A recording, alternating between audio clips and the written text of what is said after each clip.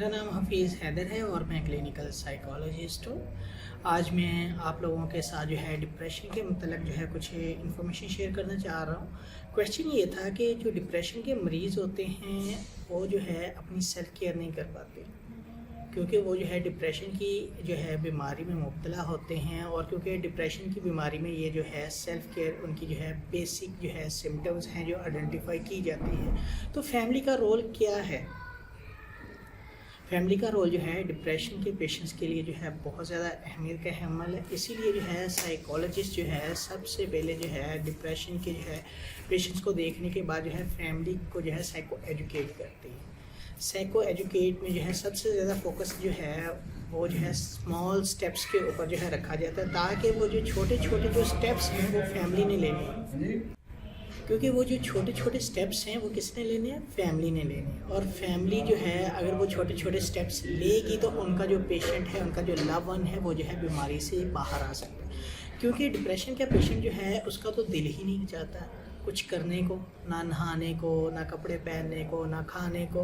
तो वो छोटे छोटे स्टेप्स जो है फैमिली के लिए बहुत ज़रूरी होते हैं। इसीलिए जो है फैमिली वालों के लिए जो है इनिशियल स्टेज में जो है बहुत ज़्यादा जो है अहमियत का हामिल होती है फैमिली। और इसीलिए जो है फैमिली को जो है सबसे बेसिक जो टास्क होता है साइकोलॉजिस्ट का, वो जो है साइको एजुकेशन में जो है फैमिली को सिंपल बेसिक स्मॉल स्टेप्स के ऊपर फोकस करना होता है।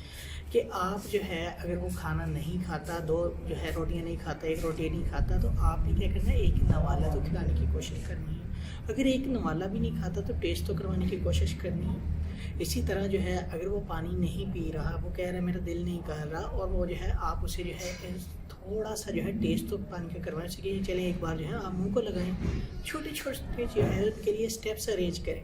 वो कह रहा है मेरा नहाने को दिल नहीं कर रहा, पानी ठंडा है, डिफरेंट रीजंस दे रहा है, तो आप कहें कि चलिए उठकर आप जो है एक बार वॉशरूम तक तो चले जाएं। छोटे छोटे स्टेप्स जो हैं वो उनके लिए ऑर्गेनाइज करना जो है वो फैमिली का रोल होता है। और फैमिली का रोल जो है बहुत ख़ास होता है। अगर फैमिली जो है इस रोल को मिस कर देती है तो फिर जो है एक स्टेज ऐसी आती है कि पेशेंट को जो है हॉस्पिटल सेटिंग के अंदर जो है एडमिट करवाना पड़ता है। और फिर जो साइकोलॉजिस्ट है या फिर जो है यहाँ पर जो केयर टेकर्स होते हैं हॉस्पिटल के अंदर जो पेशेंट की केयर करते हैं, वो जो है सबसे पहले बेसिक जो है हाइजीन्स के ऊपर फोकस कर रहे होते हैं।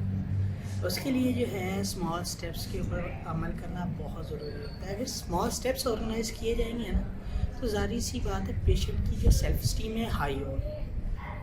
जैसे जो है उसकी सेल्फ स्टीम हाई होगी तो पेशेंट के अंदर जो है कुछ करने की जो है वो पावर पैदा होगी, ख्वाहिश पैदा होगी कि चले मैं अभी कुछ कर सकता हूँ।